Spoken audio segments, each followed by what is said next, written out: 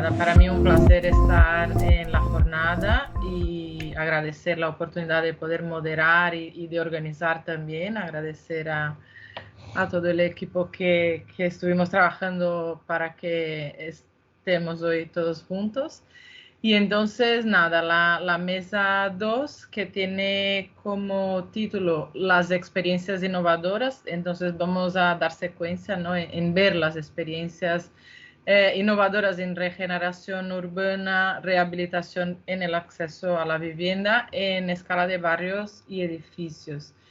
Esta mesa hemos organizado para tener un panel, ¿no? Con las experiencias y las propuestas, porque no todas son ya concretizadas, son algunas reflexiones también. Y son experiencias organizadas también con las cooperativas, ¿no? Como solución para la reactivación de este parque edificado que hemos visto y también para el acceso a la vivienda, ya sea urbano o rural.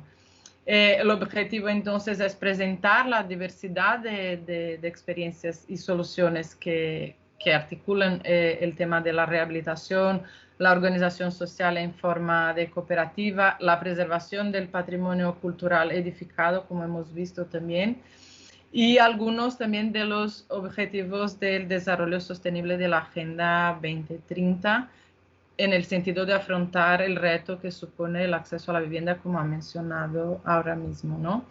Tenemos 4 ponencias en la mesa. La primera a cargo de Gaia Readelli, corrigiendo el nombre, sobre el proyecto PAX, Patios de la Acerquia, corrígeme si no pronuncio bien, que es un proyecto de innovación social, cooperativismo y economía social aplicado a la regeneración urbana. También recuperación del patrimonio arquitectónico y fijación del uso residencial en Córdoba.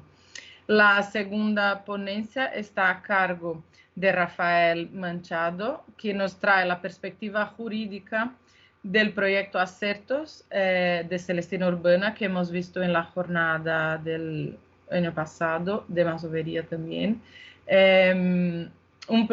Bueno, nos va a hablar de la organización de los estatutos, de una parte más técnica, que también nos interesa saber cómo se organiza, cómo se gestiona todo eso. Los estatutos sociales, entonces, para la creación de la cooperativa polivalente de viviendas, personas usuarias y de integración social. La tercera ponencia de esta mesa, a cargo de Juan Manuel Rodilla, que nos acompaña, que es coordinador de acción social en la Fundación San Juan de Déu, aquí de Valencia, y va a presentar el proyecto de red de viviendas en que las obras de rehabilitación tienen carácter también de inserción sociolaboral, hacer los 2 puntos, ¿no? Y la cuarta ponencia de la mesa está a cargo de 2 personas, Manuel Burgos y Sofía Iglesias, que van a presentar el proyecto Azalea, que de la Universidad Politécnica de Valencia, y una propuesta que vincula la rehabilitación y a través de cooperativas dispersas, que me parece también un tema ahí muy importante. Entonces, paso la palabra a Gaia. Bienvenidos todos. Y tenemos entre 10 12 minutos para ajustarnos con la siguiente mesa, ¿vale? Sí. Bueno, pues yo encantada y efectivamente gracias Marina por la introducción y a la organización. Efectivamente, digamos, voy a presentar una experiencia que se llama PAX Patios de la Cerquía, que es una estrategia de rehabilitación urbana e innovación social mediante procesos cooperativos en entornos de alto valor patrimonial. La experimentamos en Córdoba, digamos, conscientes, eso sí, que para nosotros es un laboratorio, es una experimentación, es una investigación aplicada al territorio, que quiere profundamente experimentar una gobernanza innovadora en lo que son el futuro de nuestras ciudades, en concreto las que son despobladas, han padecido despoblación por la burbuja o, digamos, peor todavía ahora, gentrificación o peor todavía, turistificación. Pero para nosotros es un laboratorio que pretende luego aplicarse en otras ciudades. ¿Por qué? Porque, bueno, es la ciudad mediterránea, en este caso, en estos días, y la fiesta de los patios en Córdoba, que juega sobre la casa patio y la casa de vecino como un elemento fundamental, ¿no?, del tejido urbano, pero también del tejido social y, no por último, ecológico de la ciudad mediterránea. En concreto, la de Córdoba, que tiene, digamos, un reconocimiento doble, que la UNESCO reconoció el casco histórico como patrimonio material y el patio de vecino como patrimonio inmaterial, ¿no? Esto es, todo lo que declara UNESCO muchas veces luego se recarga desde el punto de vista del turismo, ¿no?, que es una industria innegable, pero que, digamos, tiene efecto bastante importante en nuestras ciudades. ¿Qué estamos haciendo? Bueno, Pax Patio La Cerquía. La Cerquía es una zona del casco histórico, la de origen islámica, y por lo tanto donde abundan casas de vecinos, que como sabéis son casas plurifamiliares, típica, que desde la domus romana hasta la casa árabe, pues llegan a nuestros días todavía intacta. No, en esta zona no padece todavía fenómeno de gentrificación y turistificación, pero tiene toda la pinta que lo será en brevísimo, ¿no? Solo la pandemia ha venido para, digamos, frenar un poco este proceso, ¿no?, que en otras ciudades como Venecia, Barcelona y quizá la propia Valencia, pues conocemos, ¿no? ¿Qué hemos hecho? Hemos fundado la asociación Pax Patio La Cerquía, que tiene como objeto fundacional la puesta en valor de la ciudad consolidada en sus diferentes dimensiones, promoviendo estrategias de rehabilitación urbana y de vivienda mediante proceso de innovación social. ¿Qué queremos subrayar?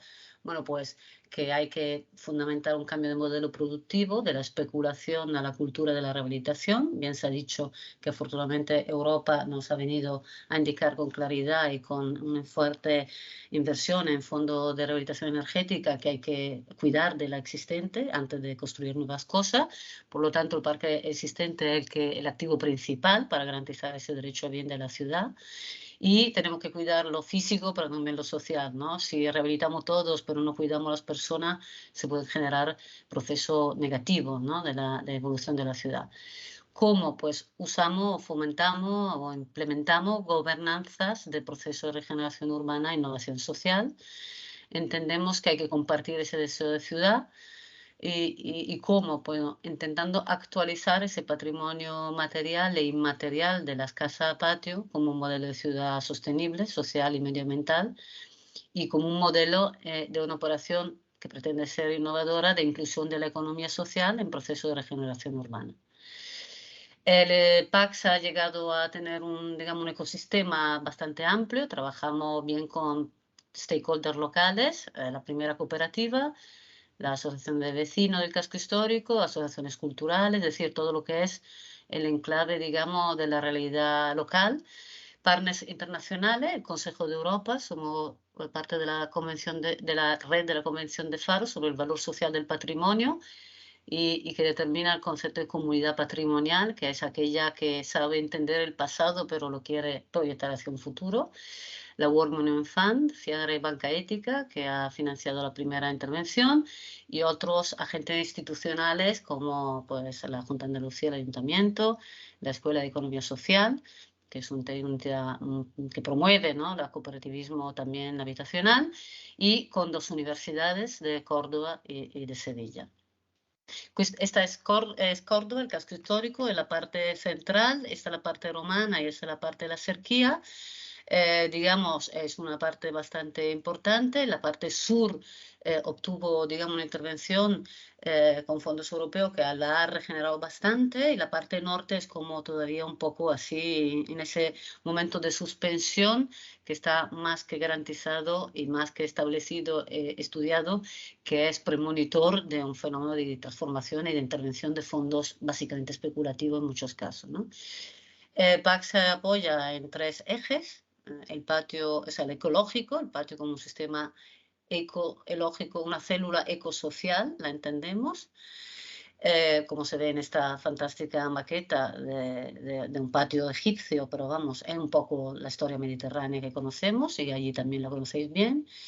El segundo eje, patrimonio y paisaje cultural. Queremos hablar de un conjunto histórico y de patrimonio material, pero que son las casas, pero también de patrimonio inmaterial, que son las personas que le dan vida. Entonces, esas dos cosas hay que cuidarlas al mismo tiempo.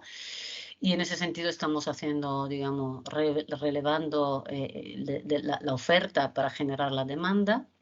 Y lo último, ese, digamos, solapamiento de vivienda, economía social y solidaria, que a diferencia de otro fenómeno de cooperativismo habitacional puro, pues nosotros lo adaptamos para, digamos, una microcomunidad se constituya para regenerar y rescatar una casa de vecino. Es decir, es un medio más que un fin, un medio jurídico-económico más que un fin en sí mismo, ¿no? Y eso a mí me parece importante en esta jornada donde se plantea reflexionar sobre cuál es el papel de la sociedad civil, entre ella la que pertenece a la economía social y solidaria, dentro a la regeneración, ¿no?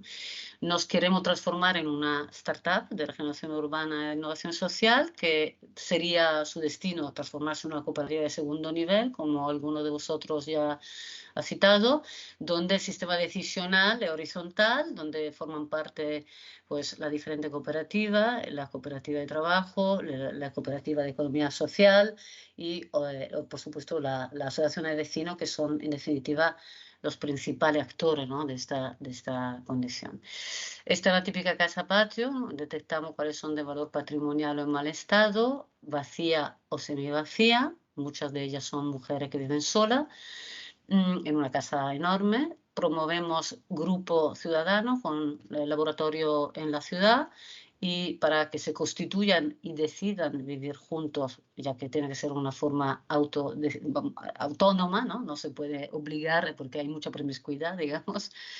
Entonces, en este caso, promovemos la rehabilitación, en este caso, y ya terminada la rehabilitación, pues como sabéis, como todo el mundo sabe, la cooperativa es un formato donde hay varios cooperativistas y cada vivienda, cada cooperativista luego tiene un derecho de usufructo de forma privativa, ¿no?, de una parte de la casa. Se adecua perfectamente a esa estructura no solo física, sino también social, que es una casa de vecino. También proponemos que haya una vivienda que pueda ser en uso a actividad de acogida de emergencia social, de refugiados, o, por qué no, de una microeconomía turística que permita generar, digamos, ingresos a la economía, a la cooperativa, para devolver el crédito a quien se lo haya otorgado para hacer la rehabilitación. Todo esto, evidentemente, está en una vida comunitaria que es el patio, por excelencia, y que se reproduce pues miles de veces en la ciudad. ¿Qué estamos haciendo? Pues básicamente localizar la oferta, es decir, estamos haciendo el mapa urbano del patrimonio material existente y de las viviendas vacías, entendida como casa de vecino, e incentivamos la demanda con el grupo ciudadano y laboratorio urbano. Lo hacemos a través también de acciones de difusión, por supuesto, tiene que ver mucho con ese cambio cultural y, por lo tanto, escribir artículos, presentarse a congresos, es decir, digamos, el runruneo que se puede dar en una ciudad como Córdoba o como ciudades medianas, típicas mediterráneas, es importante, genera un elemento de positividad y, digamos, trabajamos con múltiples asociaciones locales, ¿no?, también de comercio solidario, es decir, no solo es una cuestión de cooperativa de habitación, sino también un poco de lo que permite reactivar un casco histórico o una zona despoblada, ¿no?, porque eso es un mecanismo importante también en aquella ciudad despoblada. Esto es el típico encuentro donde se explica a la gente cómo y por qué queremos acompañar estos procesos de, digamos, rescate del patrimonio en pro de unas ciudades más inclusivas, ¿no? Hacemos estos establecimientos de sinergia, por ejemplo, con la Universidad de Córdoba vamos a estudiar cuánto la vegetación del patio contribuye a reducir, digamos, los fenómenos, sobre todo en verano, de grandes olas de calor que todos tenemos y conocemos, ¿no? Entonces, aplicamos también conocimiento físico y científico, como en este caso, ¿no? Y bueno, lo más importante, evidentemente, de todo esto es el acompañamiento a los grupos cooperativos, ¿no? Cuando surge un microgrupo, nosotros hablamos con ellos, identificamos cuáles son sus deseos de convivencia y buscamos la casa que mejor corresponde y puede dar acogida a esos deseos, ¿no? Son grupos muy diferentes, ¿no? En definitiva, esta parte también de acompañamiento de la búsqueda de la casa es interesante, ¿no? Y le acompañamos también en la búsqueda de la financiación, bueno, que es un tema bastante importante, y por supuesto todo el proceso de diseño es un codiseño con los cooperativistas que tiene su parte muy bonita porque se aplica a un patrimonio que tiene sus reglas, su identidad, su belleza y no se puede trastocar. Y ya para cerrar el primer patio, hacer el primero era importante para demostrar que se puede hacer. Es una casa de vecinos del siglo XVIII en plena Serquía, son 3 patios muy grandes, fue ganadora de muchas de las ediciones de la fiesta de los patios. Vivía una persona mayor, sola, que murió hace 3 años, que es Magdalena, la veis a la derecha. Recopilamos muchas de las fotos, imágenes, memoria, audio de lo que es la convivencia en las ciudades, en estas casas, como veis a la izquierda. Este es el grupo de 6 familias que tienen niñas y quieren compartir el espacio comunitario como valor educativo, ¿no? Y colectivo y comunitario de sus niñas, y aquí se refleja en sus dibujos. Y pues, digamos, esta es la casa como la encontramos, como, digamos, la cooperativa en este caso compró la casa. Y a través de todo el proceso que ha tenido que lidiar con una pandemia mundial, una guerra, etcétera, etcétera, y bueno, todo lo que es lo bonito y lo difícil que es experimentar el primer hijo, pues este ha sido el primer hijo, ha sido muy interesante y un proceso también, diría yo, democrático, donde pues la comunidad de la cooperativa pues ha tenido que adecuar sus esquemas al edificio, siempre y cuando nosotros hemos conseguido, creemos, redescubrir ese patrimonio, pero en términos contemporáneos, ¿no? Hoy hay necesidades que entonces no se tenían y estas personas quieren vivir normal, ¿no? Aquí también usamos aerotermia, es un elemento importante, el ecológico, evidentemente, y un poco, bueno, ya pasando las imágenes, no está terminada del todo aquí en estas imágenes. Hoy hemos hecho el fin de obra, con lo cual es un día muy, muy agradable para nosotros.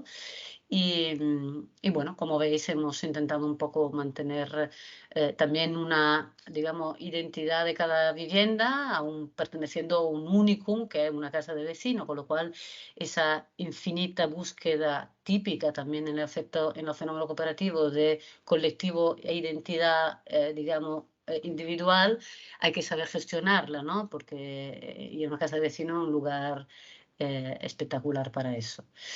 Ya terminando, bueno, pues ahora hemos pasado a la parte de la revegetación del patio. Todos los suelos son permeables. Nos importa muchísimo considerar el patio como un elemento a revegetar, ¿no?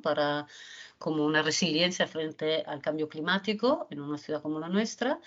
Y bueno, pues ahora se verá un poco cómo los cooperativistas van entrando. Hoy están haciendo ya 2 mudanzas y sobre todo cómo se construirá esa célula ecosocial. Por un lado, cómo ellos convivirán realmente en estos espacios comunitarios, donde no solo el patio es la comunidad, sino la relación con la ciudad alrededor también. Y por el otro, como la propia vegetación que ya está plantada, pues resultará al final de un proceso que tiene sus tiempos también, ¿no? Aquí es lo que estamos preveyendo. La realidad hoy es que hemos plantado todas las plantas típicas del patio mediterráneo, huimos del geranio pegado a la pared, sino entendemos que la vegetación es un elemento determinante en ese microclima del patio. Y bueno, pues hace un par de semanas se plantaron las primeras plantas y bueno, esas ya crecerán como es normal, como supongo crecerán también esas niñas que disfrutarán de este espacio. Pues muchas gracias. Muchas gracias, Gaia. Gracias por la presentación. Y ahora paso la palabra a Rafael. Ya estás como, bueno, creo que todo Sí. bien, ¿no? Vale. Hola, ¿qué tal? ¿Me escucháis bien, no? Sí, sí. Perfecto, muy bien. Bueno, pues nada, oye, muchísimas gracias en primer lugar a los organizadores de la sesión de hoy por haberme invitado a participar. Yo la verdad es que, como bien has apuntado antes, Marina, voy a dar una visión a lo mejor un poco más jurídico-técnica, ¿no? de cómo se ha llevado a cabo un proyecto y no tanto a lo mejor más en la parte conceptual o incluso en la parte urbanística o arquitectónica, ¿no? Porque, bueno, yo creo que eso en relación en este proyecto concreto ya se había explicado, ¿no? en sesiones anteriores, ¿no? o en ocasiones anteriores. Entonces, bueno, yo al fin y al cabo, vamos, nosotros desde Price lo que hemos hecho es, a través precisamente de la Fundación Price, en colaboración con la Fundación SIP2B, bueno, pues financiar los costes de asesoramiento jurídico del proyecto Asertos para que se convirtiese en el proyecto Celestina Urbana, ¿no? O para que se materializase en el proyecto Celestina Urbana, que es el nombre que se le va a dar en principio a la cooperativa, ¿no? Que se constituye. El proyecto Asertos surge en 2017 a través de un colectivo principalmente de arquitectos que habían bebido un poco en Francia pues toda la iniciativa de intentar reducir el chabolismo por vía de la actuación urbanística y arquitectónica en determinados barrios en las afueras de grandes ciudades. Y con esa idea, pues en 2007 empieza con el proyecto Asertos con el objetivo general de promover la regeneración de zonas vulneradas y segregadas mediante la participación comunitaria y la inclusión social de la población, ¿vale? Entonces, con esa idea empiezan a actuar en el barrio del Cementerio de Alicante hasta que, bueno, pues llega un punto que hay que dotarle de forma jurídica, ¿no? a la actividad que se estaba realizando hasta ese momento y sobre todo por una cosa importante, ¿vale? Porque al fin y al cabo dentro de ese objetivo principal había, por así decirlo, otros dos objetivos concretos, ¿no? Que era dotar a todas las personas que estaban en ese barrio. Bueno, primero, conseguir que las personas que estaban en ese barrio no se fuesen y para ello lo que había que hacer era conseguir un hogar digno, un trabajo digno, rehabilitar, regenerar, incluso crear espacios comunes que se habían perdido y con todo ello conseguir la inclusión urbana tanto de las personas como del propio como del propio activo inmobiliario, por así decirlo, ¿no? Porque se estaba quedando segregado respecto del resto de la ciudad, ¿no? O apartado, desconectado respecto del resto de la ciudad de Alicante, ¿no? Entonces, claro, con todos esos elementos, y esto nos llevó varias conversaciones con Daniel, con el resto de promotores, dijimos, bueno, pues todo nos lleva a que si lo que queremos es hacer barrio, y que es un poco la idea, me ha gustado mucho lo que explicaba Gaia del concepto de patio, ¿no? De volver a rehacer el patio y de que la gente viva en torno al patio. Bueno, aquí va en un ámbito un poco distinto a nivel de dimensión, ¿no? Porque vamos al concepto de hacer barrio, ¿no? Entonces, con esa idea de hacer barrio y que fuese autogestionado, al final a lo que nos llevó es a decir, bueno, pues tiene todo el sentido que sea una cooperativa, ¿no? Aparte que ya se estaban, como se ha explicado a lo largo del día, o sea, de la tarde, ya estaba habiendo otras experiencias para esta misma finalidad en las que se estaba utilizando la figura jurídica de la cooperativa, ¿no? Pues bien, en concreto, cuando nos planteamos cómo hacerlo, dijimos, bueno, pues por razón de la normativa autonómica que hay en la Comunidad Valenciana, de la Ley de Cooperativas Valencianas, había una figura en el artículo 86.3, que es la de la cooperativa polivalente, que nos permitía integrar en una única cooperativa las tres tipologías de cooperativa que veíamos que necesitábamos que estuviesen aquí, ¿no? Que es la cooperativa de vivienda, que está regulada en el artículo 91, la cooperativa de personas usuarias del artículo 90 y la cooperativa de integración social del artículo 98. Y en esto sí que no lo he dicho al principio, pero que le quería agradecer especialmente tanto a FECOBI como a la profesora Fajardo la colaboración y la ayuda en todos estos meses, precisamente en esta parte, ¿no? De conceptualización, ¿no?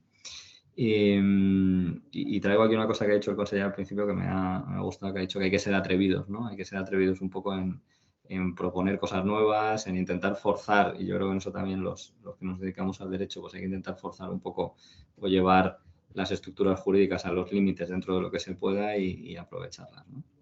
Bueno, pues dentro de esa figura de la cooperativa polivalente, lo que yo os quería explicar ahora es simplemente tres ideas que yo creo que son las más relevantes por novedosas o, bueno, que yo creo que pueden tener mayor interés para los que estáis, para la audiencia y para los que estáis conectados, ¿no?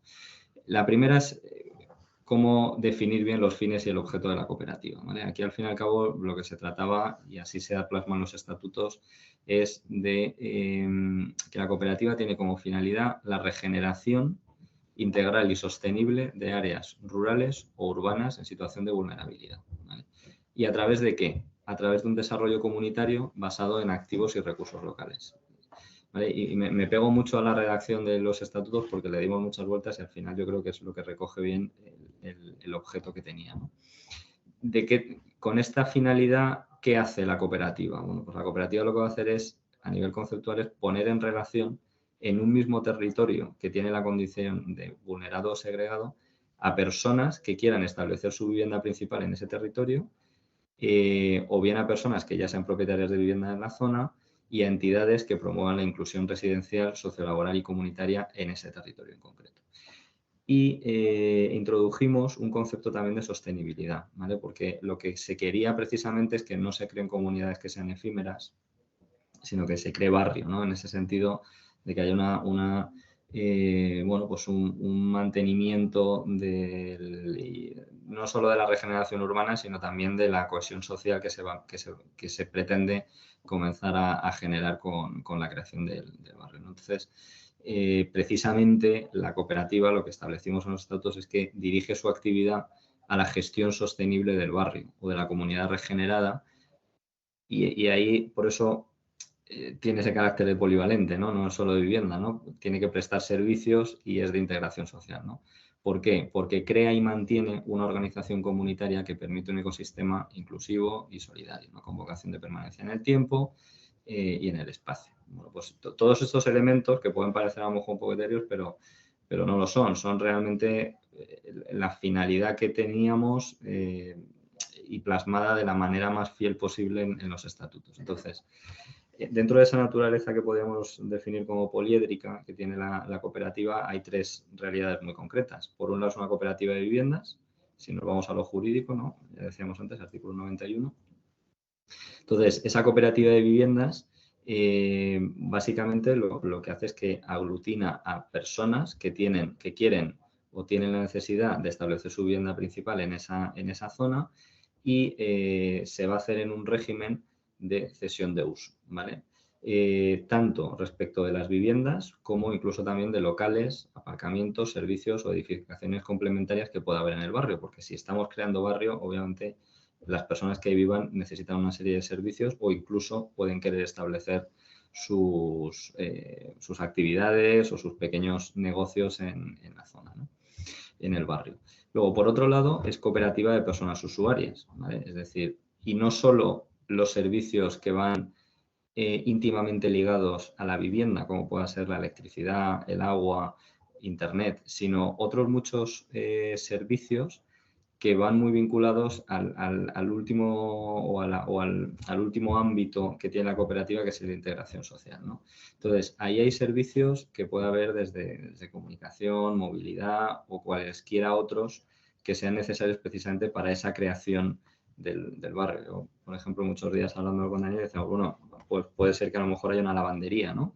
Y sea una lavandería que dé servicio a los miembros del barrio y se gestione por la cooperativa, etcétera. Bueno, pues es un servicio que no va íntimamente ligado a la vivienda, pero es un servicio que tiene sentido que esté bajo el paraguas de esta cooperativa. Y por último, y yo creo que es un poco lo que cierra los tres prismas que tiene la cooperativa, es una cooperativa de integración social, ¿vale? En última instancia, eso también es lo que se está haciendo. O sea, lo que se está haciendo es promover la inclusión social y la integración precisamente a través de la vivienda. De manera que personas que están en situación de pobreza o de exclusión social o de vulnerabilidad pues se puedan ver integradas. Entonces, en ese sentido también cumple con uno de los tipos o de las tipologías de cooperativa que prevé la Ley de Cooperativas de la Comunidad Valenciana.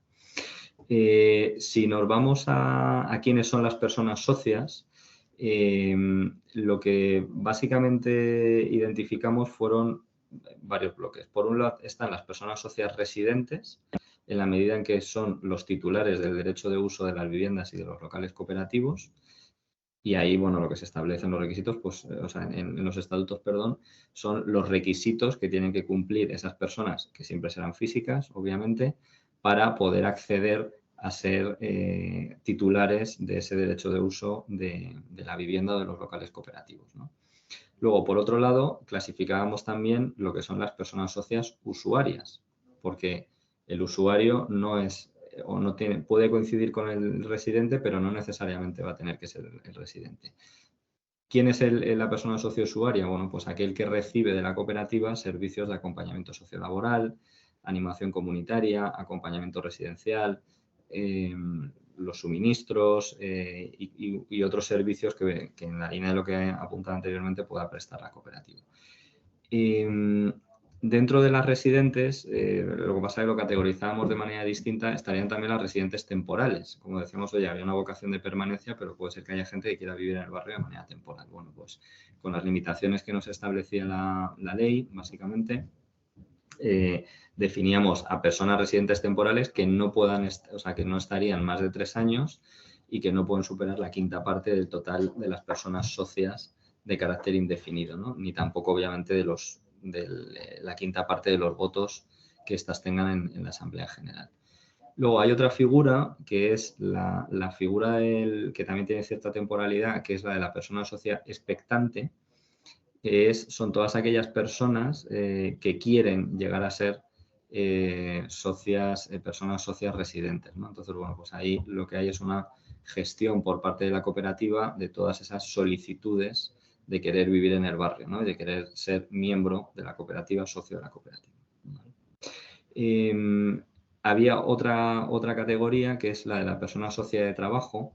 ¿Por qué? Porque precisamente otro de los elementos que hay en la cooperativa para poder prestar los servicios a los socios miembros de la cooperativa es que haya socios de la cooperativa que presten su trabajo, ¿no? Entonces ahí esos socios van a prestar servicios tanto desde construcción como rehabilitación, mantenimiento, gestión inmobiliaria, el propio acompañamiento sociolaboral que explicábamos antes, etcétera.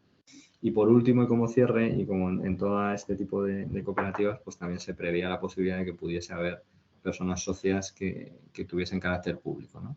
Y que estuviesen como parte de la cooperativa para la prestación de servicios públicos y el ejercicio de la iniciativa económica pública. Y ya para acabar, lo que os quería también comentar, que yo creo que es relevante, es cómo se plantea organizar la cooperativa. Esto, a diferencia a lo mejor de otras cooperativas que tienen un ámbito muy concreto en un barrio, aquí lo que se pretendía es y de hecho es lo que se va a hacer es constituir una cooperativa de ámbito autonómico que lo que va a hacer es por secciones, ¿vale? Aprovechando la figura de las distintas secciones que puede tener una cooperativa, crear lo que hemos denominado los proyectos de regeneración integral. Entonces, cada sección será un proyecto de regeneración, cada sección será un barrio, de manera que cada sección tendrá, con las limitaciones que nos establece la ley, tendrá cierta autonomía de gestión con sus propios órganos de gobierno, su propio comité, su propia junta, y se promoverá desde la cooperativa la autoorganización de cada uno de esos proyectos, ¿no?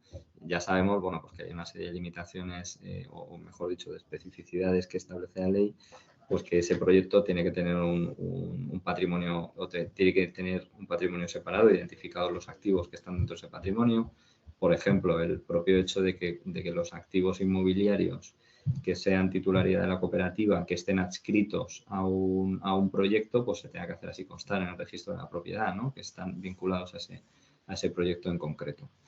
Y a nosotros esto la verdad es que nos parecía una forma y así se quería desde los promotores, una forma, o al menos es la forma que los promotores querían, de que hubiese una cierta cohesión entre los distintos proyectos, incluso pudiese llegar a haber movilidad de socios entre distintos barrios y optimización de los recursos de la cooperativa. El otro día, por ejemplo, hablándolo con Daniel, con uno de los promotores, decíamos, bueno, oye, puede ser que a lo mejor algo de material que haya comprado la cooperativa para desarrollar un proyecto, pequeña maquinaria, etcétera, pues oye, se pueda luego reaprovechar en otro proyecto. Bueno, pues esa asignación, luego hay que ver jurídicamente cómo lo haríamos, ¿no? Pero Pero hay una serie de sinergias que sí que veíamos importantes y que en este sentido al final llevaron a crear esa cooperativa de ámbito autonómico, pero luego con proyectos por la vía por la figura de las secciones de ámbito más local, ¿vale? Y yo la verdad es que tampoco quería extenderme mucho más, aparte que yo creo que probablemente me haya comido un poco más de tiempo del que tenía. Así que nada, oye, agradeceros el tiempo y a vuestra disposición para cualquier pregunta. Muchas gracias. Muchas gracias, Rafael. Muy, muy esclarecedor eso de cómo se organiza para nosotros que estamos ahí con el tema de cooperativa y entenderlo cómo se organiza es muy bueno. Podemos pasar ahora con Juan Manuel. Está por ahí, ¿no? Ya. Estoy aquí. Vale, pues tienes eso, 12 minutos más o menos. Sí, ¿vale? 12 Yo te minutos. aviso. Fantástico, no te preocupes, lo tengo aquí puesto. Suelo hablar mucho, así que me he preparado poquito tiempo para poder dar incluso si hay alguna pregunta o ya dejar tiempo para que las hayan ya al final si hay alguna persona. Me está resultando la jornada súper interesante. Es verdad que me siento también, como le ha pasado a Xavier Maure, un poco outsider, porque en concreto nosotros somos una entidad social y lo que hemos orientado un poquito en la presentación es cómo el ámbito de la rehabilitación en el acceso a vivienda puede impactar una intervención social como la que realizamos desde San Juan de Dios, que es de acceso a personas sin hogar, de acceso a vivienda. Bueno, más o menos yo creo que a todo el mundo le suena, pero la Orden San Juan de Dios es una orden religiosa que trabaja con centros de intervención social y centros hospitalarios y que en la ciudad de Valencia lleva unos 125 años, los últimos 30, trabajando en el ámbito de la atención a las personas sin hogar, personas que se encuentran en situación de sinhogarismo y que atiende en torno a unos 300 casos al año. En esta ponencia, en estos 10 minutos que he preparado, voy a intentar que sean 8, he dejado 2 minutos para quejarme, 5 para contaros necesidades de colectivos vulnerables y los últimos 3 para propuestas. Quejarse, que en inglés queda mucho mejor, que le dicen advocacy, pero bueno, en castellano, simplemente comentar 3 datos. Uno de ellos, además, Habitat 3, ya lo estaba comentando. Pero bueno, para nosotros es importante, para entender el marco con las personas con las que trabajamos, 3 datos. Uno de ellos es que en la ciudad de Valencia hay actualmente en torno a 1 millar de personas en situación de sin hogar, viviendo en la calle. En España en torno a 30.000 y en la Unión Europea en torno a 700.000.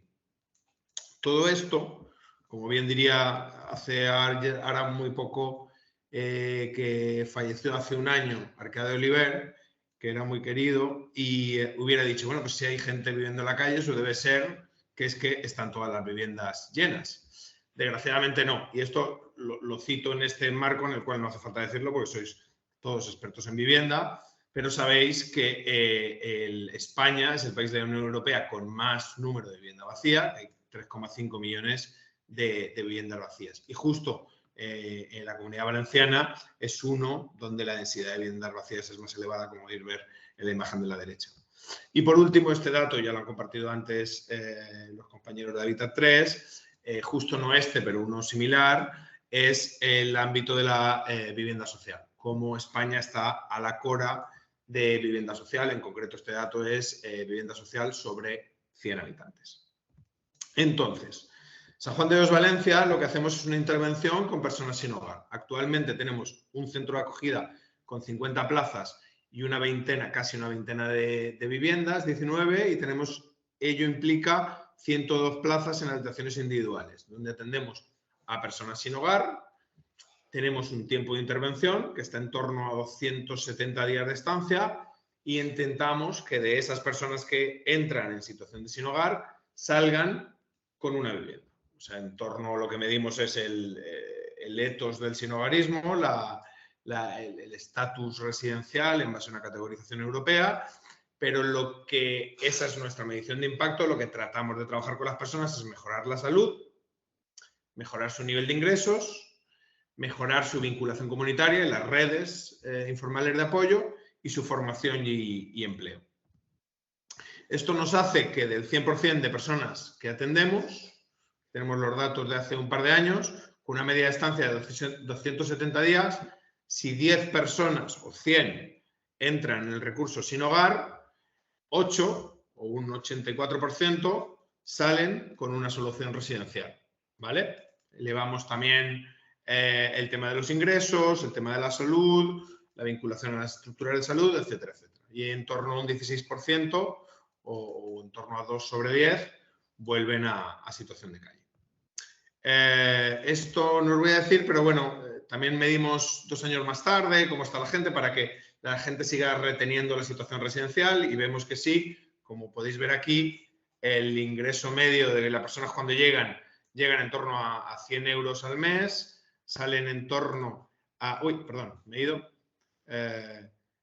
Salen en torno a 431 y 2 años más tarde los ingresos medios son de 600 euros al mes.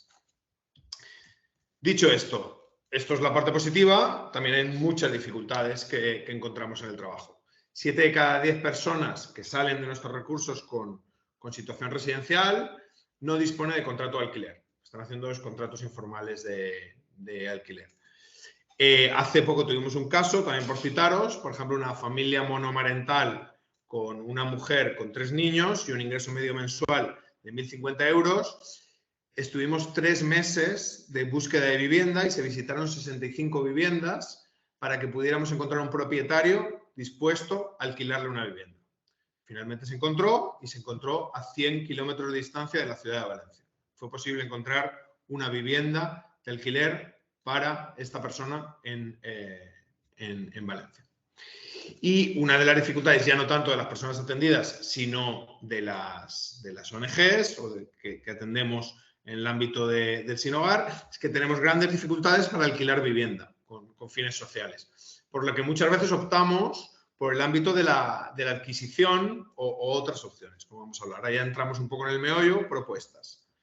Lo que tratamos muchas veces es en el parque de viviendas, ya sean vacías o que están en una situación de no habitabilidad, invertimos dinero a cambio de una cesión de uso por un tiempo limitado o de alquileres reducidos. Por ejemplo, tenemos un caso en una propietaria en Benimaclet que anteriores propietarios le habían destrozado la casa, pero destrozado a un nivel, digamos, incluso extraño. Nosotros lo que hacemos es, como tenemos un programa de empleo, hacemos un trabajo de rehabilitación con las personas que están contratadas en el programa de empleo, se rehabilita la vivienda y a cambio a la propietaria lo que se le dijo es, oye, déjanos durante 10 años la vivienda con un alquiler un poquito más bajo. ¿Sí? O lo mismo se ofrece a las administraciones públicas, es decir, háganos una cesión, nosotros rehabilitamos la vivienda, pero tenemos durante un tiempo y se puede utilizar. Esta vivienda se podría utilizar para la atención, como es nuestra tarea, la atención al sinhogarismo, que como digo, no es que la gente se quede en las viviendas, nosotros, como hemos comentado antes, la gente entra en el programa de atención, viene en una situación de sinhogarismo y se genera una atención durante la cual la persona es capaz luego, mediante los ingresos que genera, de alquilarse una vivienda. O sea, son recursos residenciales de transición. Y finalmente, y con esto ya casi termino, se puede también crear lo que son programas de cohabitación. Como habéis visto, la gente entraba con 100 euros de ingreso mínimo mensual, pasaban a la salida del recurso a 450 euros de ingreso medio y 2 años más tarde estaban en 600. Y dices, hombre, es un ingreso, es una transformación de ingresos económica elevada, pero sabéis que con 450 a la salida o con 600, esa economía no está para alquilar una vivienda individual en Valencia ahora mismo. Entonces, obviamente se optan por buscar viviendas donde haya cohabitación y esto se pueden generar programas de viviendas en los cuales personas ya que sean autónomas y dejen los programas de atención al sinhogarismo puedan ocupar viviendas de este tipo. Traemos la experiencia, si alguno quiere saber un poquito más, en Barcelona, San Juan de Dios fue una de las entidades impulsoras de una iniciativa que es la Fundación Mambré, que va orientada a ese tipo de recursos, aunque ha sido ya muy interesante y me quedo tranquilo porque estaban los compañeros de Habitat 3 que han expresado en ese sentido una iniciativa bastante interesante. Y con esto ya termino, vuelvo a otra, pero sí que comentaros esa posibilidad, ese que ahora mismo no se está utilizando tanto, que es esos parques de viviendas vacíos que puedan ser invertidos. Hay entidades del tercer sector con capital suficiente como para hacer inversiones en la rehabilitación de viviendas que puedan luego ser utilizadas para su praxis, cuando muchas veces lo que tenemos las entidades sociales son, como decía antes, dificultades en el acceso al alquiler. Entonces, bueno, termino con esto y si luego ya cuando termine la gente tiene alguna pregunta, de cualquier forma tenéis aquí mi correo aquí abajo que podéis lanzar cualquier pregunta en los próximos días. Muchísimas gracias. Muchas gracias, Juan Manuel. Muchas gracias por la aportación. Primero de todo, muchas gracias por invitarnos a estas jornadas, porque la verdad es que está siendo muy, muy interesante. Y bueno, ahora vamos a pasar a explicar un poco quiénes somos, qué es el proyecto Azalea y cuál es la propuesta que estamos planteando. Bueno, el equipo Azalea se formó para formar parte de la competición solar Decathlon Europe, entonces ya partimos de un punto de partida un poco diferente al resto, ¿vale? Es una competición universitaria en la que diferentes equipos de todo el mundo proponen propuestas de arquitectura sostenible. Entonces, lo que se hace es construir unos prototipos que este año vamos a construir en Alemania, ya dentro de menos de un mes, el día 20 empieza la construcción. Y cada equipo hace su propuesta arquitectónica y después se evalúa una serie de categorías, desde eficiencia energética, sostenibilidad, innovación, movilidad urbana y después quizás un poco la que más vamos a abordar en esta ponencia sería la de asequibilidad y viabilidad económica y social. Este es el equipo de este año. Este año el proyecto parte de aplicarlo en un contexto urbano real. En este caso, somos el proyecto Escala, que busca aplicar criterios de sostenibilidad económica, social y medioambiental para dar respuesta a unas necesidades del barrio El Cabañal.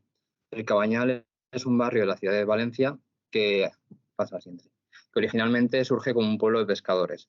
A partir del proyecto de Casimiro Berenguer de Valencia al Mar, empieza a formar parte de la ciudad hasta que, siendo ya parte de ella, se empieza a ver como una barrera que superar para que Valencia llegue al mar realmente. Entonces se empiezan a aplicar políticas de pobreza económica y que buscan al final empobrecer el barrio y generar solares vacíos y con la excusa, digamos, de expropiar y poder intervenir en el barrio. Entonces esto crea unas necesidades dentro del barrio y una pérdida de identidad, que es lo que busca subsanar el proyecto Escala aplicando criterios de arquitectura innovadora. Bueno, entonces por eso nosotros como punto de partida decidimos hacer un proceso de participación ciudadana para adecuar el proyecto a las necesidades reales de la gente del barrio. Entonces, hicimos una serie de acciones y después de el análisis también previo que hicimos y tal, pues algunos de los puntos de las conclusiones serían hay un gran sentimiento de estigmatización y segregación que se ha incrementado en las últimas décadas. También una importante pobreza energética que está asociada a unas calidades constructivas bastante deficientes y que al final todo el mundo se queja de que sí, humedades, frío dentro de las viviendas, etc.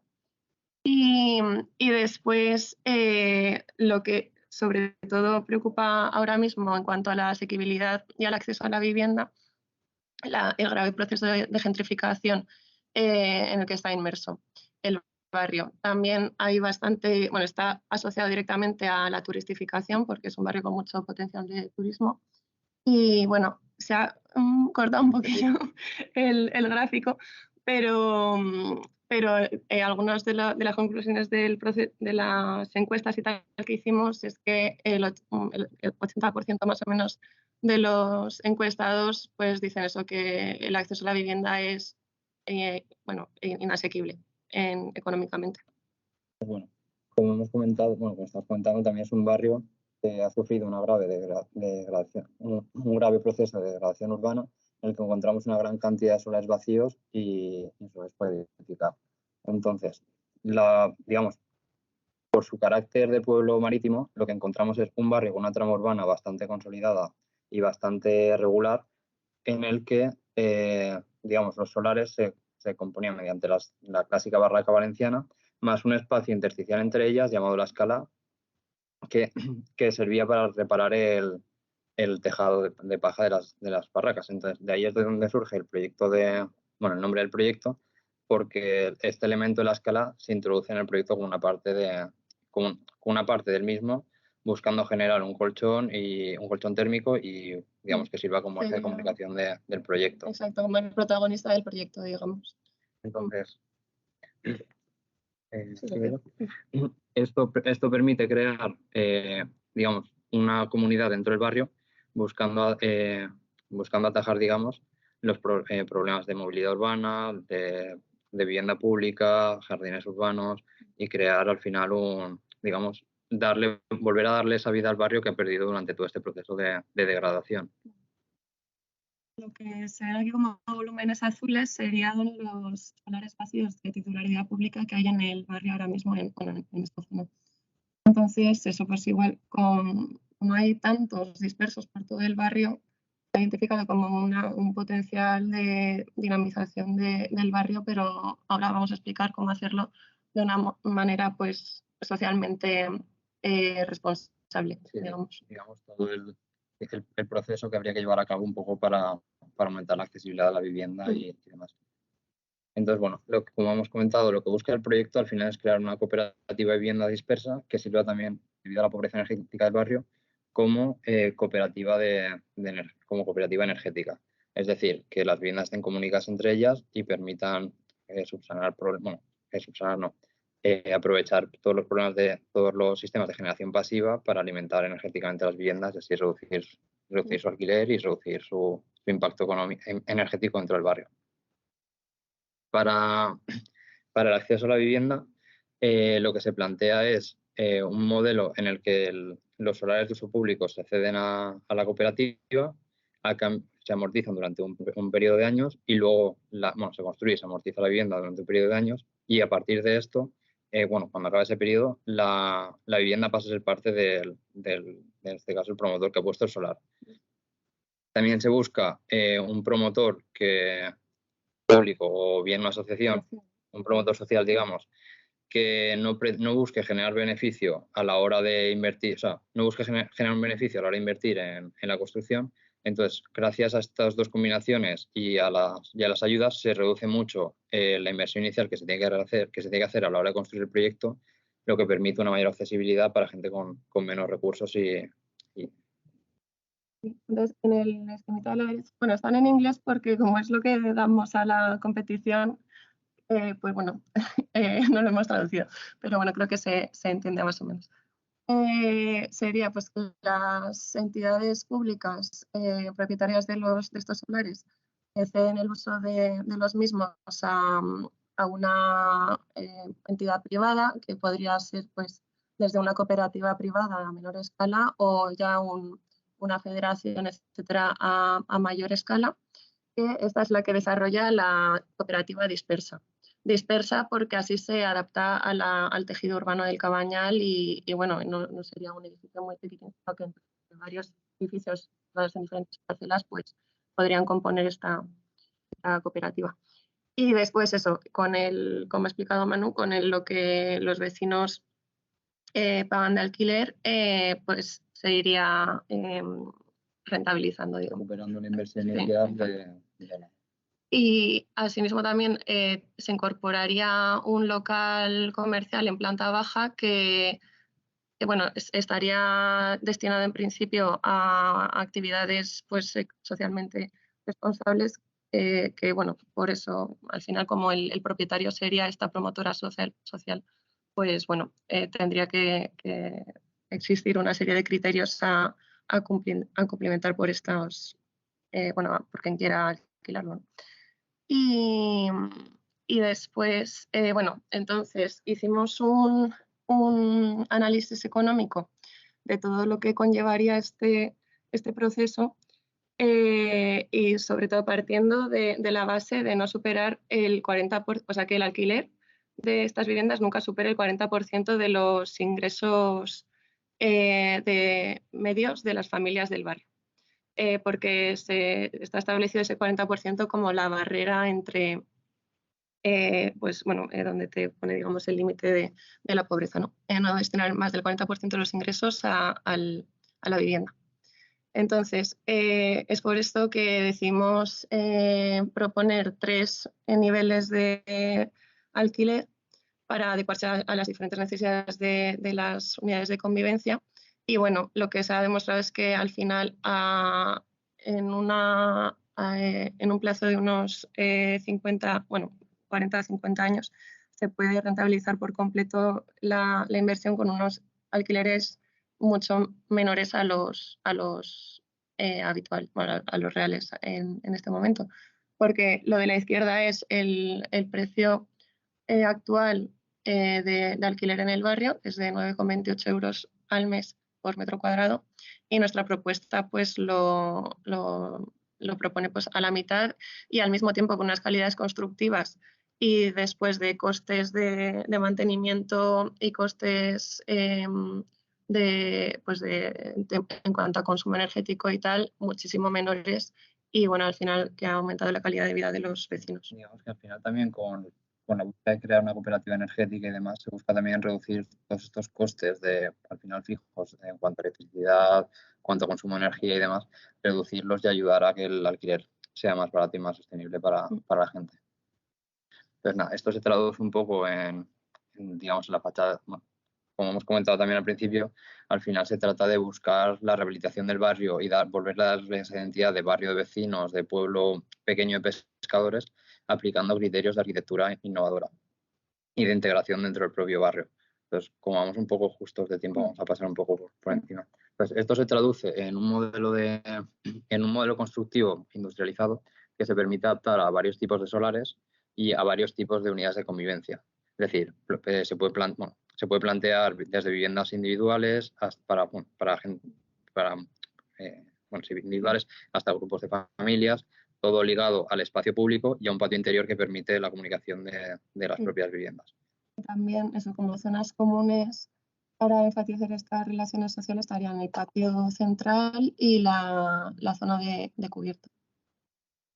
Aquí, bueno, esto lo hemos desarrollado, aquí en la universidad hemos desarrollado un modelo un prototipo de vivienda que busca, digamos, hacer explícito todo lo que hemos comentado. Como veis en la imagen, es un proyecto de vivienda industrializada en el que la construcción se adapta a las medidas del barrio, a lo que puede entrar dentro del barrio y a cómo se podría construir dentro del barrio.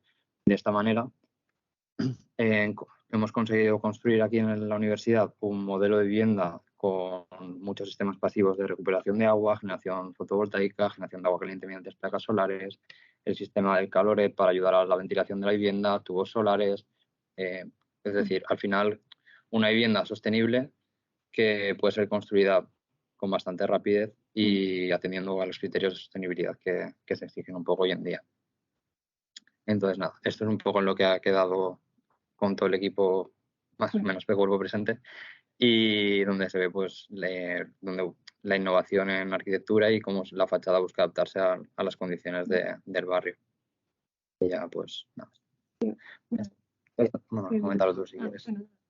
Esto también hemos contado con el apoyo de la Generalitat al desarrollo de esta propuesta y también de CECOVI a nivel de asesoramiento.